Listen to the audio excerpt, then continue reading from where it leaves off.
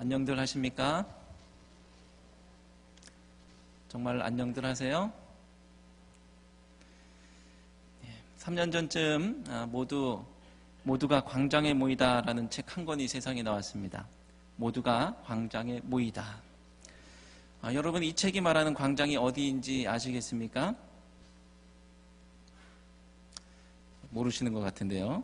책이 말하는 광장은 SNS라는 곳입니다. 단순히 인터넷이 아니라 소셜 네트워크 서비스라는 서로가 서로에게 연결되어 있는 사회적 관계망을 말하는 용어지요. 대표적으로 트위터라는 것, 그리고 페이스북이라는 것이 이 SNS의 선두주자로 나서고 있고, 한국에서 후발로 카카오 스토리 이런 것들이 해당되는 것일 겁니다.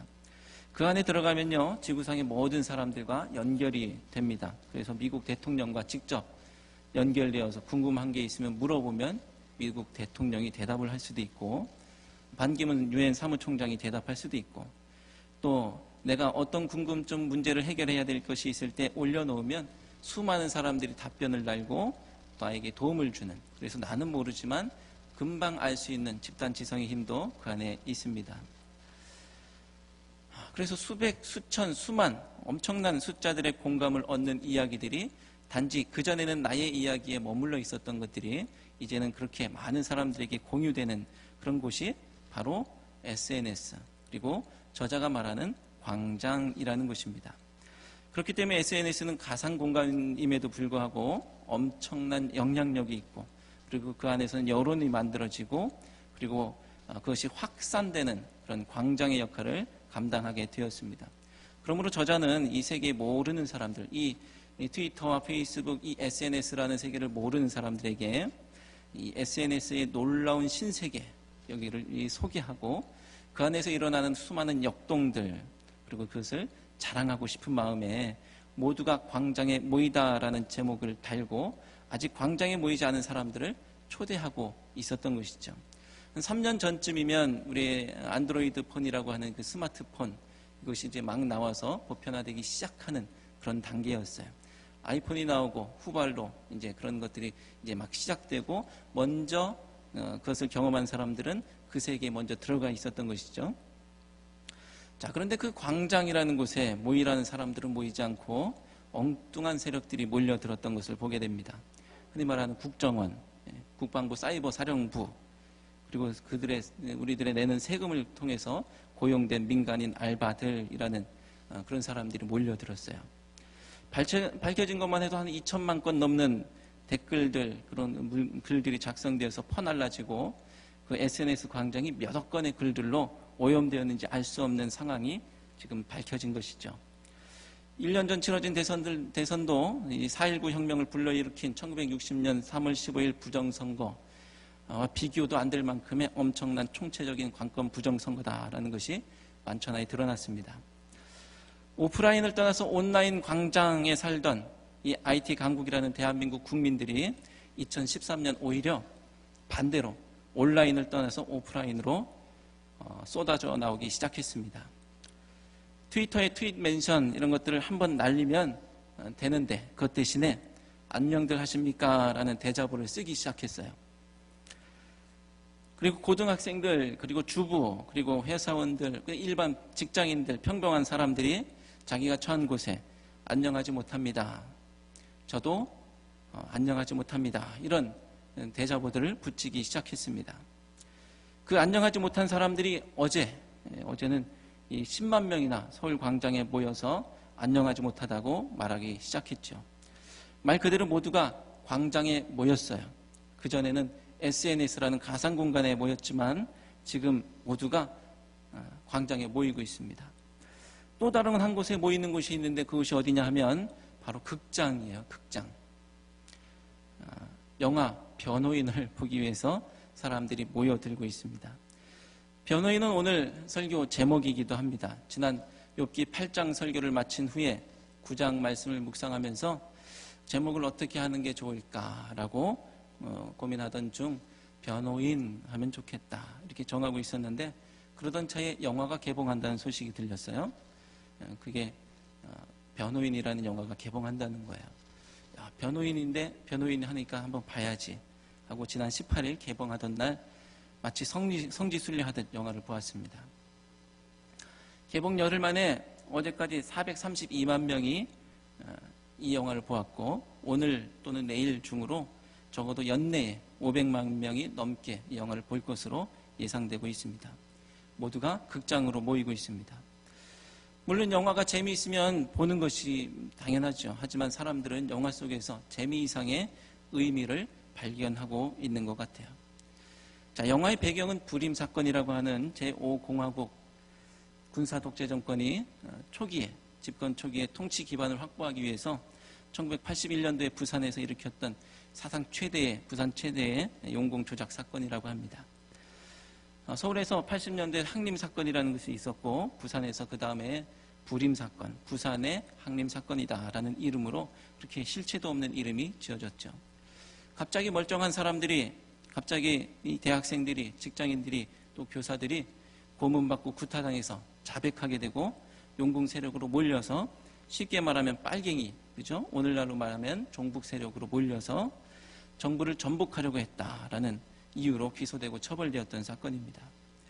이 말도 안 되는 사건, 그리고 있을 수도 없는 그 고문과 조작, 이것을 보고 안녕치 못했던 한 사람이 있었는데 그 사람이 바로 인권 변호사로 거듭난 이 주인공 변호인입니다. 자, 여러 직업이 매력이 있지만 이 변호사도 아주 매력 있는 직업이죠. 돈이 많이 벌리기 때문이 아니라 가진 것 없고 못 배운 사람들에게, 그리고 의존할 것 없는 사람들에게 자신의 법률 지식을 통해서 많은 도움을 줄 수가 있고 실질적으로 그들을 구원해 줄 수 있기 때문에 그렇습니다.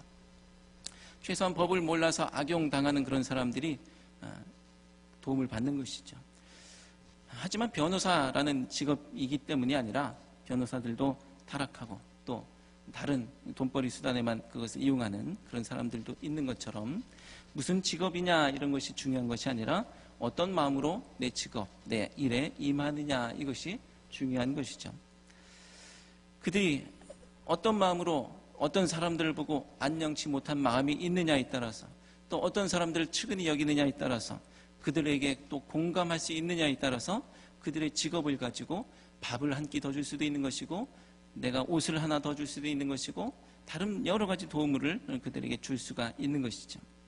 오늘 우리가 그런 마음으로 공감하려고 하는 한 사람이 있는데 그 사람이 바로 오늘 말씀에 있는 욥입니다. 욥.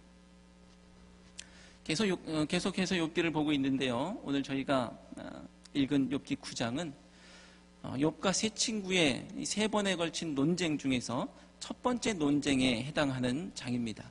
첫 번째 논쟁 안에 이 세 친구 엘리바스, 빌닷, 소발이 각각 한 번씩 논쟁하는 이 한 묶음의 논쟁 가운데 있는 것이죠. 엘리바스와의 논쟁이 끝났고 그리고 이제 빌닷과의 논쟁 가운데 빌닷이 8장에서 자기의 주장을 펼쳤고 오늘 9장에서 빌닷과의 첫 번째 논쟁에서의 첫 번째 대답을 하고 있는 것이 오늘 9장 말씀입니다. 욥이 몰락했다는 충격적인 소식을 듣고 찾아온 이 엘리바스와 빌닷, 소발은 욥의 입이 떨어지기 전까지는 일주일 정도 차마 아무 말도 못하고 일제히 소리질러 울고 겉옷을 찢고 하늘을 향해서 찌끌을 뿌려 머리에 뿌리고 그리고 욥과 함께 땅에 앉아 있었던 사람들이에요. 이 모습만 보면 친구의 고통에 마음을 다해서 동참하는 것 같은 얼마나 신실한 친구들인지요.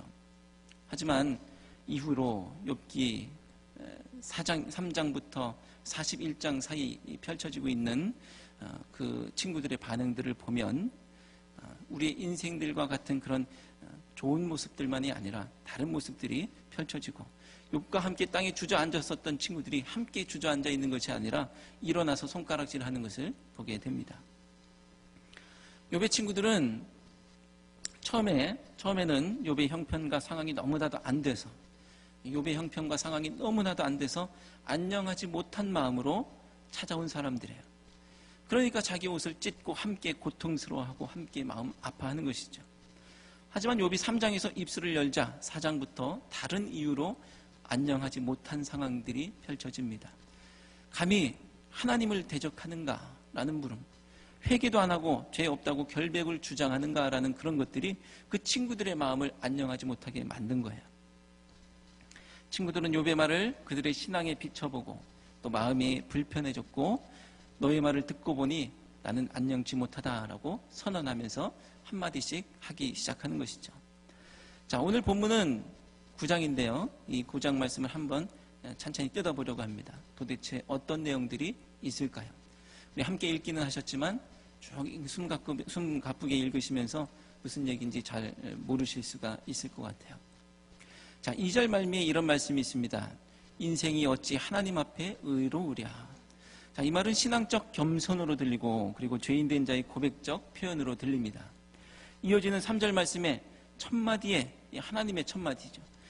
첫마디에 한마디도 대답하지 못하리라.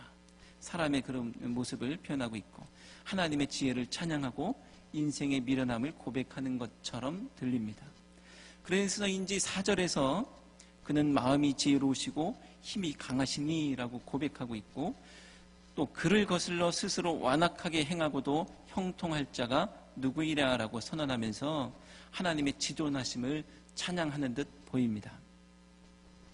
자, 이런 하나님의 위대하심을 찬양하는 것 같은 표현들이 이 5절부터 11절까지 숨 돌릴 틈도 없이 쏟아지고 있는 것을 볼 수가 있죠.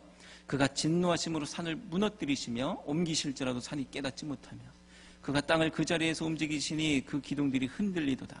그가 해를 명령하여 뜨지 못하게 하시며 별들을 가두시도다. 그가 홀로 하늘을 펴시며 바다 물결을 밟으시며 북두성과 삼성과 묘성과 남방의 밀실을 만드셨으며 측량할 수 없는 큰 일을 셀 수 없는 기이한 일을 행하시느니라. 그가 내 앞으로 지나시나 내가 보지 못하며 그가 내 앞에서 움직이시나 내가 깨닫지 못하리라. 자, 이 말씀들이 하나님은 얼마나 대단한 분이신지를 보여주는 것 같은 그런 말씀이에요. 하나님의 창조, 하나님의 전능, 하나님의 위대하심, 이 말씀 속에서 엿볼 수 있는 그런 말씀들입니다. 자, 그런데 12절부터의 말씀들을 보니까 왠지 느낌이 이상해져요. 여전히 하나님의 강함, 하나님의 위대하심을 말하고 있는 것 같지만 욥의 고백 속에서 기쁨도 경외감도 찾아보기가 힘이 듭니다. 커다란 바위를 맞닥뜨린 계란의 느낌, 커다란 위대하시고 전능하시긴 하지만 어쨌건 간에 이 커다란 바위를 맞닥뜨린 이 자그마한 계란과 같은 느낌이라고 할까요? 그런 무력감이 욥의 말 속에 묻어나고 있습니다. 13절에 나오는 라합이라는 것은 이 여리고성에서 정탐꾼들을 도왔던 그 라합이 아니고요. 욥기 3장 8절에 나오는 리워야단 또는 7장 12절에 나오는 바다의 괴물과 같은 그런 존재예요. 그런 존재.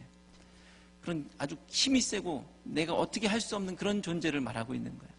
하나님의 진노 앞에서는 그런 존재마저도 굴복할 수밖에 없을 정도로 하나님은 무소불위의 존재이기 때문에 나 같은 존재가 감히 그분 앞에서 무슨 말대꾸를 할 수 있겠느냐라는 표현이죠. 그래서 욥은 결론을 내리기를 15절입니다. 가령 내가 의로울지라도 대답하지 못하겠고 나를 심판하실 그에게 간구할 뿐이며 라고 말하는 거예요. 다른 말로 번역하는 것을 보면 비록 내가 옳다 해도 감히 아무 대답할 수도 없다. 다만 나로서 할 수 있는 일은 나를 심판하실 그분께 은총을 비는 것뿐이다 라고 그렇게 말하고 있습니다.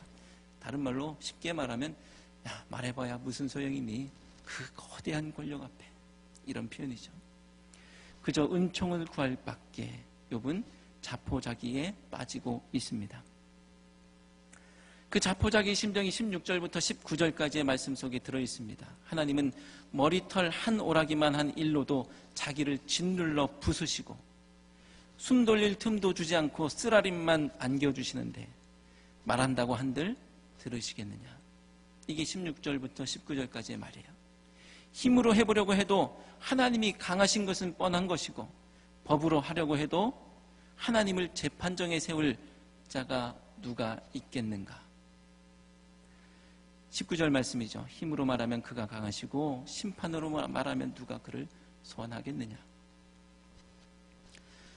욥이 가령이라는 단서를 붙이고 있기는 하지만 15절, 20절, 21절 말씀을 통해서 네 차례나 그는 자기가 의롭고 온전한 중에 고난을 받고 있음을 주장하고 있습니다. 그렇게 욥이 또 내린 결론이 22절 말씀이죠. 새번역 성경은 이렇게 번역합니다. 나는 그분께서는 흠이 없다는 사람이나 악한 사람이나 다 한 가지로 심판하신다고 말할 수밖에 없다. 흠이 있거나 없거나 다 똑같이 심판하신다고 말할 수밖에 없다. 내가 이렇게 의로운데 내가 이렇게 고난당하는 것을 보면 하나님이 제대로 심판하시는 것이 맞느냐라고 항변하는 것이죠. 그래서 24절에서는 하나님께서 이 땅의 재판관의 눈을 가리지 아니하셨다면 누가 가렸겠느냐고 공의의 실종 그리고 하나님의 불의 이것을 선언하고 있는 것입니다. 하나님께서 불의하시다니요? 우리는 그렇게 물을 수 있겠죠. 하지만 욥의 현실 가운데서 그는 그렇게 말할 수밖에 없는 중에 있어요. 그 불의한 하나님을 성토하는 것이 27절부터 35절까지의 말씀입니다. 하나님은 욥을 죄 없다 하실 것이고 죄 없다 하지 아니하실 것이고 정죄하실 것이고 비누로 몸을 씻고 잿물로 손을 씻어도 시궁창에 다시 쳐 넣을 것이라고 말씀하고 있어요. 그래서 자기가 아무리 깨끗이 씻고 회개해봐야 이게 무슨 헛수고입니까? 라고 묻는 것이죠. 그렇게 내리는 결론이 33절입니다. 우리 사이에 손을 얹을 판결자도 없구나. 하나님을 법정에 불러 세울 수만 있다고 한다면 그분께 말하고 논쟁을 끝낼 수 있을 텐데 그럴 수 없는 상황이니 제발 채찍이 거둬지기를 또한 소원하고 있고 그렇게 욥은 하나님과 욥 사이에서 서로를 중재해 주거나 또는 욥을 변호해 줄 존재가 없음을 안타까워하고 구장을 맺고 있는 것입니다. 35절이 바로 그런 내용이죠. 공동번역에서는 이렇게 말합니다. 그러나 어떻게 그런 일이 나에게 있겠는가? 누가 중재해 줄 사람, 나를 변호해 줄 사람 없습니까? 하지만 어떻게 그런 일이 나에게 있겠는가? 라고 낙담 가운데 끝내고 있는 거예요. 그러고 보니까 4절 말씀이 달리 들립니다. 그전에는 아주 신앙적인 표현으로 들렸는데 대단하신 하나님을 거슬러 무사할 사람이 없지 이런 얘기로 들리고 5절 이하의 말씀은 서슬퍼런 군부독재의 권세를 보는 듯 합니다. 특히 12절 말씀은 무소불위의 권력을 감히 누가 막을 수 있겠는가라고 한탄하고 있는 것으로 들리는 것이죠. 욥기 9장의 욥의 이야기를 들으며 지금 제가 말씀드린 이야기들을 들으며 야, 이 신앙적인 표현들이 아니었는가 하고 어안이 벙벙하실 수도 있겠습니다. 하나님을 찬양하는 말 같았는데 완전히 다른 느낌으로 지금 듣고 계시는 것 같아요. 하지만 중요한 것은 하나님이 실제로 어떻다라는 것이 아니라 지금 이 말씀들을 통해서 욥이 그렇게 하나님을 느끼고 있고 그 마음은 우리가 느끼고 있는 이 시대의 아픔과 같다라는 것입니다. 욥이 답답한 마음, 욥의 이 답답한 마음, 지금 국민이 광장으로 모이는 이유, 그것 중에 하나가 바로 불통이라는 것이죠.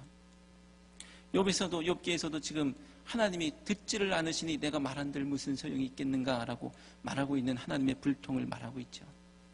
철도 파업을 하자 하루 만에 수천 명의 노동자들을 이 어머니의 마음으로 직위 해제하는 그런 모습. 국민들이 아연실색하고 있고 또 철도 파업을 불편해도 참겠다라는 이 유례없는 지지를 보내고 있는 그런 상황이죠. 자, 그래서 박근혜 대통령을 시사적으로 풍자하는 표현이 마리 앙투아네트라는 말입니다. 마리 앙투아네트라는 이 루이 16세 부인 왕비였죠. 그 말을 시사적으로 풍자한 것이죠. 빵이 없으면 과자 먹으면 되지 라고 말했던 그 사람입니다. 16절에 이렇게 말합니다. 공동번역에서는 내가 불러도 대답조차 아니하시니 나의 부르짖음을 들으신다고 믿을 수가 없네. 하나님이 내가 불러도 대답하시지 않기 때문에 내 부르짖음을 들으신다고 믿을 수가 없네 라고 욥이 답하고 있어요.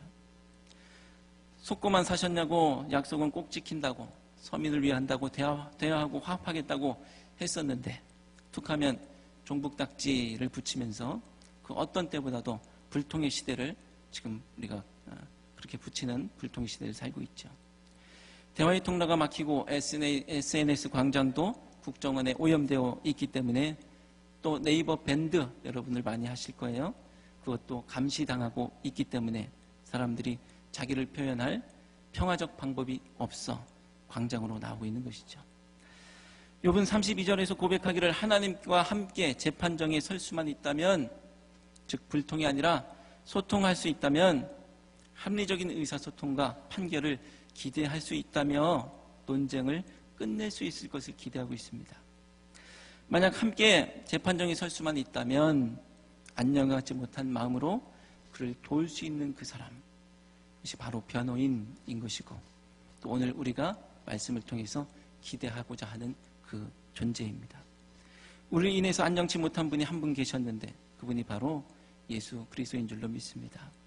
우리가 죄악 가운데 있을 때, 아픔 가운데 있을 때, 무력할 때 우리로 인하여서 가만히 그냥 안녕하게 계신 것이 아니라 안녕치 못하여서 이 땅에 내려오신 분이 바로 예수님이시죠. 우리를 그 누구보다도 잘 아시고 공감하시기에 비록 마귀가 우리를 참소한다 할지라도 예수 그리스도께서 우리의 변호인이 되어주셔서 죄 없다고 십자가의 보혈을 증거로 내미셨을 때에 하나님께서 무죄 판결하시는 줄로 믿습니다.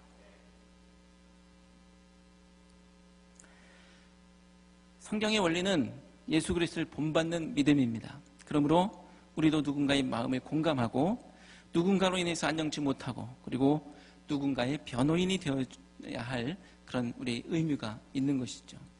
그럴 때 세상은 우리를 통해서 그리스도의 빛을 볼 줄로 믿습니다. 아까 트위터 말씀을 드렸는데 트위터상에서는 지금 누군가의 변호인이 되어주고 또 누군가를 공감해주고 또 누군가를 인해서 안녕치 못한 어떤 한 사람을 많은 사람들이 열광하고 있는 것을 보게 됩니다. 바로 교황 프란치스코라는 분이죠. 이분이 몇 마디 한마디 하는 것들이 트위터상에서는 계속 퍼날라주고 있어요.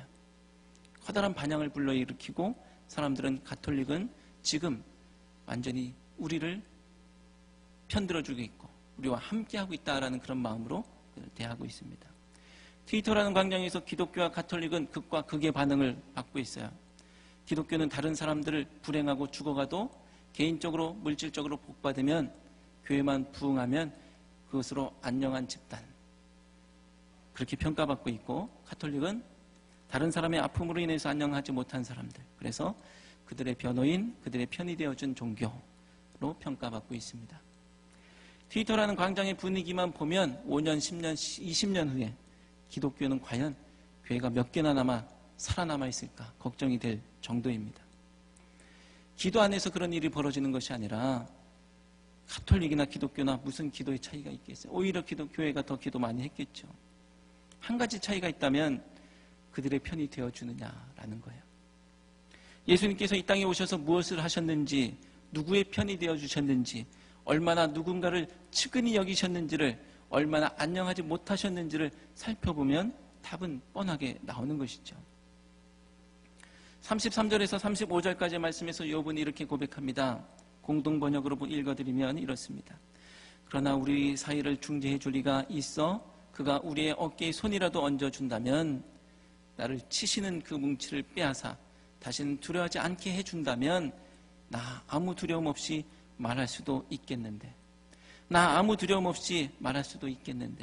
그러나 어떻게 그런 일이 나에게 있겠는가? 소망이 없다고 판단한 거예요. 어떻게 그런 일이 나에게 있겠는가? 이 낙담의 상황 가운데서 예수 그리스도는 십자가의 보혈로 우리가 하나님 보좌 앞에 담대하게 나갈 수 있게 해주신 줄로 믿습니다. 어떻게 그런 일이 나에게 있겠는가라고 낙담에 빠진 형제 자매가 우리 가운데 있어요. 우리 여러분 곁에 있습니다. 그들에게 예수 소망이 되어주시고 희망이 되어주시길 바랍니다. 최소한 안녕치 못한 마음, 그 마음으로 그들과 함께 하시기 바랍니다. 오늘 말씀은 길지만 매우 간단해요. 욥은 불통의 답답한 가운데 있고 하나님은 여전히 침묵하고 계시고 욥은 은혜를 구할 뿐 도무지 방법이 없다는 낙담 가운데 빠져 있습니다. 하지만 우리가 동일하게 그런 상황 가운데 있다 할지라도 예수 그리스도는 우리의 중재자, 변호인 되어 주실 줄로 믿습니다. 그리고 우리 주변에는 이 시대에는 변호인이 필요한 많은 사람들이 있고 나는 과연 그들을 어떻게 대할 것이냐라는 그런 물음 앞에 우리가 놓여져 있는 것이죠. 너희들은 어떻든 나는 안녕하다고 말할 수 있다라고 그렇게 답할 수도 있겠고, 너희들은 너희들로 인하여서 나도 안녕하지 못하다라고 답할 수도 있을 것입니다. 하지만 어떤 선택이든지 나의 믿음이 증명되는 선택, 나의 믿음이 그 안에서, 그 대답 안에서 증명되는 선택, 그것이 되어야 할 줄로 믿습니다. 기도하겠습니다.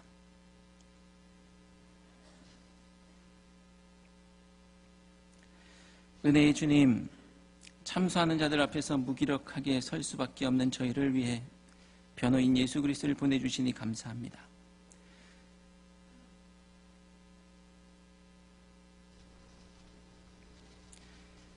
저희들의 아픔과 눈물을 남의 것으로 여기지 아니하시고 예수 그리스도의 가슴으로 절절히 느껴 저희를 구속하시니 또한 감사합니다. 어떻게 그런 일이 나에게 있겠는가 낙담 가운데 있는 저희들이 새 소망을 보게 하시고 있을 수 없는 일들이 저에게 일어나게 하시니 감사합니다. 주님, 저희도 욥과 같이 막막한 중에 있는 저들, 하소연할 곳 없는 저들과 함께하여 그들이 저희로 인해 꿈꿀 수 없었던 것들, 그리고 생각할 수도 없었던 것들을 그들이 꿈꾸며 소망할 수 있게 하여 주옵소서. 예수 그리스도의 이름으로 기도드리옵나이다. 아멘.